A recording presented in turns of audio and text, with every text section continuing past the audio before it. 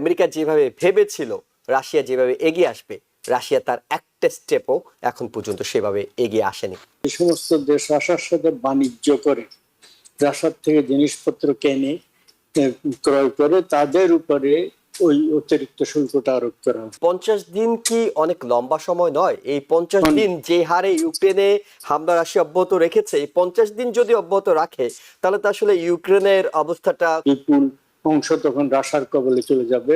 ফলে বাকি অংশ ইউক্রেনের অধীনে যদি 30% হাতছাড়া হয়ে যায়, তাহলে তাদের অর্থনীতি ঝুঁকির মুখে পড়বে। ডোনাল্ড ট্রাম্প ইয়াকে চাপ দিবে যে তোমরা একটা সমঝোতায় আসো, একটা চুক্তি করো। আলটিমেট যে চুক্তিটা যেটা হবে, এটা কিন্তু ইউক্রেনের জন্য ভালো হবে না। তো ডিপ্লোমেসির কথা সে বলে, কিন্তু সেই সে কথা হাঁটছে না। এর জন্য তাকে চরম মূল্য দিতে হবে।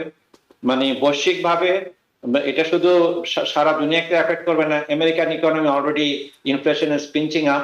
প্রেসিডেন্ট ট্রাম্প বিগত মাসখানেক ধরেই রাশিয়ার ব্যাপারে, পুতিনের ব্যাপারে তার অসন্তোষ গোপন করছেন না।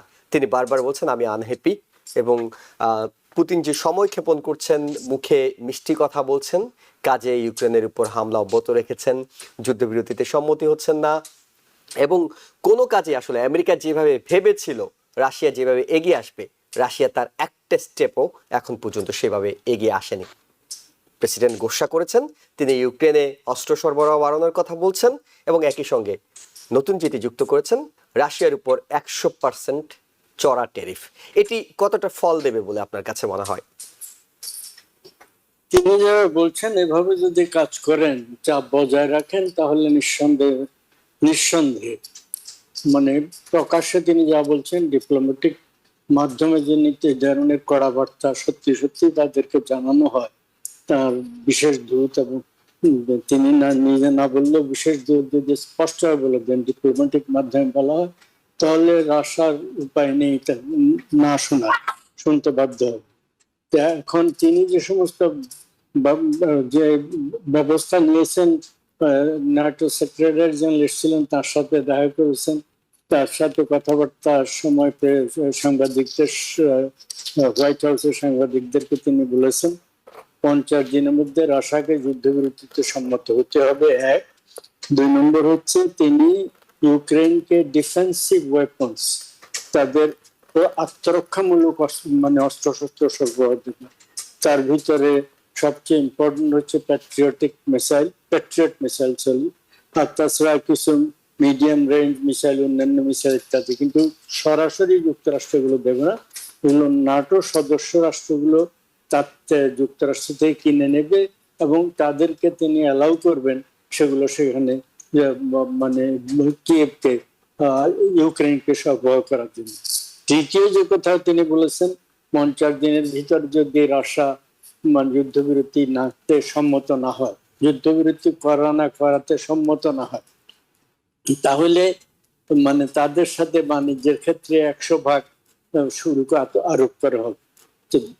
যুক্তরাষ্ট্রের সাথে এতগুলো স্যাংশন আরোপ করেছেন, বাইডেন আমলে আরোপ করা হয়েছে, তাদের সাথে ভার্চুয়ালি যুক্তরাষ্ট্রের এবং পশ্চিম ইউরোপিয়ান ইউনিয়নের বলতে গেলে কোনো বাণিজ্যই নেই, প্রায় নীলের দিকে চলে গেছে। অপ্রত্যক্ষ বাণিজ্য আছে, অন্যান্য দেশের মাধ্যমে রাসায়ন কিছু পণ্য তারা কেনে, সেগুলো এইসব দেশে সাপ্লাই দেয়, বিশেষ করে ইউরোপিয়ান দেশগুলোতে। আর ইউরোপিয়ান ইউনিয়নের কিছু জিনিসপত্র তৃতীয় দেশের মাধ্যমে রাশিয়াতে যায়। এই তো তাহলে এটা কি হবে সেটারও ব্যাখ্যা দেখা গেল। সেটা হচ্ছে যে সমস্ত দেশ রাশিয়ার সাথে বাণিজ্য করে, রাশিয়ার থেকে জিনিসপত্র কেনে, ক্রয় করে, তাদের উপরে ওই অতিরিক্ত শুল্কটা আরোপ করা হবে। এই ক্ষেত্রে সবচেয়ে বড় খদ্দের হচ্ছে রাশিয়ার একটা অর্থনৈতিক যে করুণ কঠোর অবস্থার মধ্যে দিয়ে যুক্তরাষ্ট্র ইউরোপের স্যাংশনের কারণে রাশিয়া পড়েছে, সেইটার থেকে বেঁচে থাকার জন্য, দেশকে সচল রাখার জন্য তারা যে রপ্তানি করছে, সবচেয়ে বড় রপ্তানি তাদের হচ্ছে তেল। সেই তেলের প্রধান আমদানিকারক হচ্ছে চীন এবং ভারত, যুক্তরাষ্ট্রের বিশেষ বন্ধু ভারত এবং চীন। তো যদি এখন অতিরিক্ত শুল্ক আরোপ করেন, তাহলে তার এই যে বন্ধু রাষ্ট্র ভারত এবং বন্ধু নয় আর এরকম রাষ্ট্র চীন, এই দুটার উপরেই পড়বে। তো চীনের উপরে অতিরিক্ত প্রেশার আছে। চীন যদি কথা না শোনে, কেবল যে তারা অতিরিক্ত শুল্ক দিতে হবে তা না, সেটাকে কেন্দ্র করে চীনের বিরুদ্ধে অন্যান্য কঠোর ব্যবস্থা তিনি নেওয়ার কথা চিন্তা করবেন। এমনকি ভারতের ক্ষেত্রেও ভারতের সাথে বাণিজ্য আলোচনা প্রায় শেষ পর্যায়ে রয়েছে। আগামী কয়েকদিনের ভিতরে সম্ভবত সেই আলোচনা চূড়ান্ত পর্যায়ে যাবে। সেখানে আশা করছে, ভারতীয় কর্তৃপক্ষ আশা করছেন তারা 20% বা কাছাকাছি হারে শুল্কে যুক্তরাষ্ট্রকে রাজি করাতে সম্মত হবে। কিন্তু সত্যি সত্যি প্রেসিডেন্ট ট্রাম্প যদি এই ক্ষেত্রে ভারতের উপরে অসন্তুষ্ট হন, তাহলে মানে তার তার তার আশা মতো ভারত যদি তেল আমদানি বন্ধ না করে রাশিয়া থেকে, তাহলে শুধু যে তিনি রাশিয়ার উপরে স্যাংশন আরোপ করবেন ইত্যাদি তা না, ওই 100% ছাড়াও তিনি ওই যুক্তরাষ্ট্র এবং ভারতের যে বাণিজ্য আলোচনায় 20% যদি তিনি সম্মত হন তার ডেলিগেশন, সেটা আরো বাড়িয়ে দিতে পারেন। কেবলমাত্র ওই রাশিয়ার থেকে আমদানির উপরে অতিরিক্ত শুল্ক আরোপ করবেন সেই কারণে তা না, যুক্তরাষ্ট্রের সাথে বাণিজ্যের ক্ষেত্রে যে শুল্ক, দ্বিপাক্ষিক শুল্ক ভারতের উপরে আরোপ করার কথা ভারত থেকে আমদানি পণ্যের উপরে, সেটা আবার বাড়িয়ে দিতে পারেন। ফলে ভারতের উপরে অতিরিক্ত চাপ পড়বে।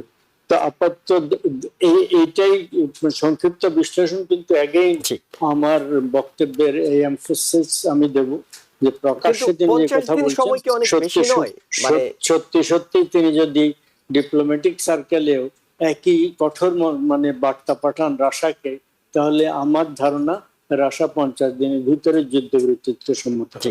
আপনার কাছে কি মনে হয় এই 50 দিন কি অনেক লম্বা সময় নয়? এই 50 দিন যে হারে ইউক্রেনে হামলা রাশিয়া অব্যাহত রেখেছে, এই 50 দিন যদি অব্যাহত রাখে, তাহলে তো আসলে ইউক্রেনের অবস্থাটা খুব একটা ইউক্রেন তো, রাশিয়া তো বলতে পারে যে আমরা তো 50 দিন পরে চুক্তি করব, 50 দিনের মধ্যে তো আমাদেরকে মারার লাইসেন্স দেয়া আছে। 50 দিনের ভিতরে যুদ্ধবিরতি করার কথা না, যুদ্ধবিরতিতে এগ্রি করার কথা। এগ্রি করলে তারপর সেটা আবার কয়েকদিন, 1 সপ্তাহ 2 সপ্তাহ তো ফাইনালাইজ করতে টাইম লাগবে।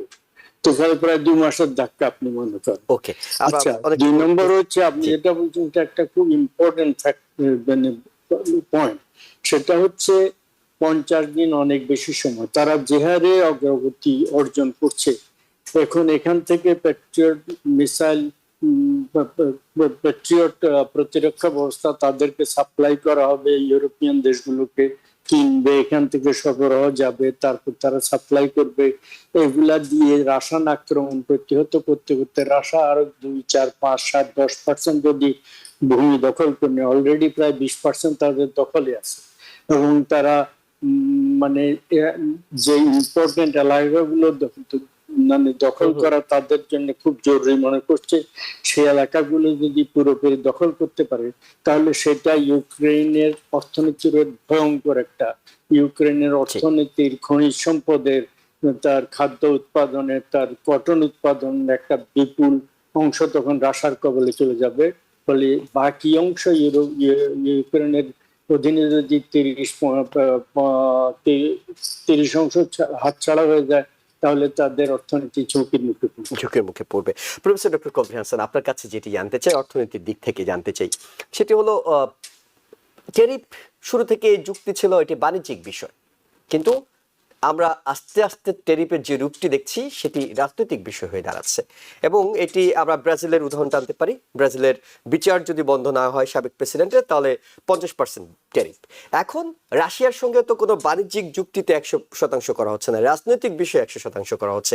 তার মানে ট্যারিফের স্বরূপটা উন্মোচন হচ্ছে আস্তে আস্তে যে এটি একটা অস্ত্র এবং এটি প্রয়োগ করা হয় রাজনৈতিক স্বার্থে। এমনটি কি মনে হচ্ছে এখন? না, ডেফিনেটলি রাশিয়ার সাথে যেটা হচ্ছে, মহম্মদুল্লাহ সুন্দর করে বলেছেন, এটা মানে নন ট্যারিফ অবজেক্টিভটা বেশি, রাজনৈতিক স্বার্থ যেটা আপনাকে বললেন। কিন্তু ডোনাল্ড ট্রাম্প পাগল হইলেও তার পিছনে তো তার অনেক অ্যাডভাইজার কাজ করছে, ট্যারিফ সম্পর্কে বিভিন্ন থিওরি দিচ্ছে।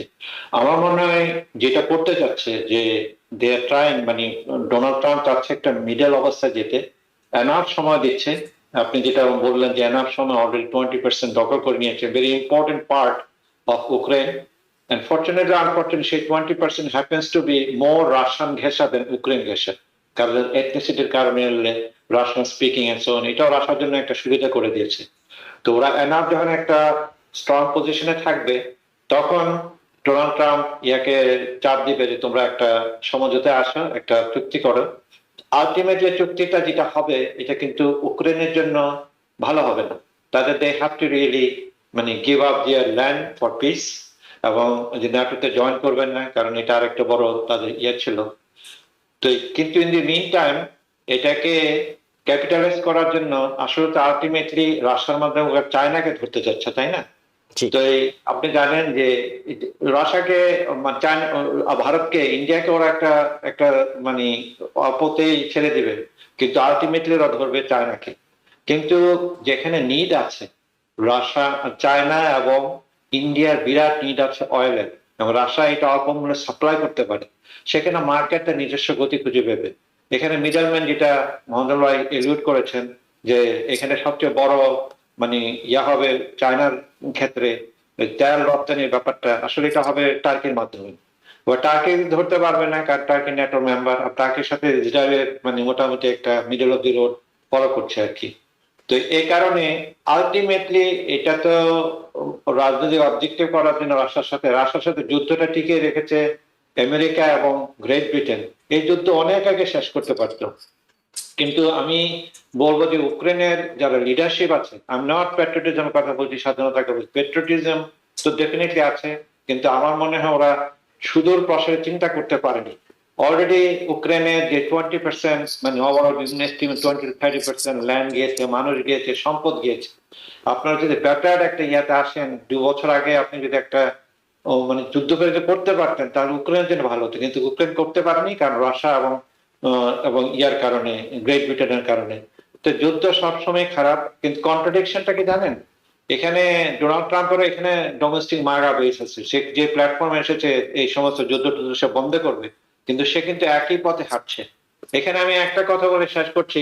পুতিন, আমি একটা পডকাস্ট শুনছিলাম, পুতিন বলে যে আমি অনেক লম্বা সময় ধরে মানে রাশিয়ার ক্ষমতায় আছি, আমি অনেক প্রেসিডেন্টকে দেখেছি, আমেরিকান প্রেসিডেন্টকে, তারা যখন ক্ষমতা আসে বড় বড় আইডিয়া নিয়ে আসে, কিন্তু আলটিমেটলি যখন ব্ল্যাক সুটওয়ালা ব্ল্যাক টাইওয়ালা লোকজন আসে, সবকিছু চেঞ্জ হয়ে যায়, তারপর সারা আগের গতিতে ফিরে যায়। আপনি যদি আজকে ডোনাল্ড ট্রাম্পের যে মানে 180 টার্ন দেখছেন, এটা কিন্তু তার পজিশন না, এক্স্যাক্টলি দ্য অপোজিট, সে চলে গেছে।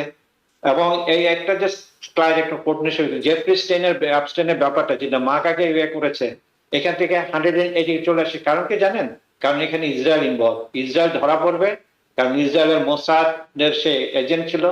এখন মাগা বেচের হলে যে আমরা এমএর দিকে তাকাই, এখন এইটা নিয়েও সে বিপদ আছে। তো মাল্টিপল জিনিস, আরেকটা বিপদ, একটার পর একটা বিপদ আসবে। যারা মানে ট্রান্সাকশনাল হুইমসিক্যাল, বল্টন আগের যে তার অ্যাডভাইজার ছিল, বলেছিল একটা কথা, যে সে চিন্তা করে কাজ করে না, হঠাৎ করে একটা ফ্লুকে মারে, তারপর try to connect the dot, but ultimately say dot গুলো কানেক্ট করতে পারছে না।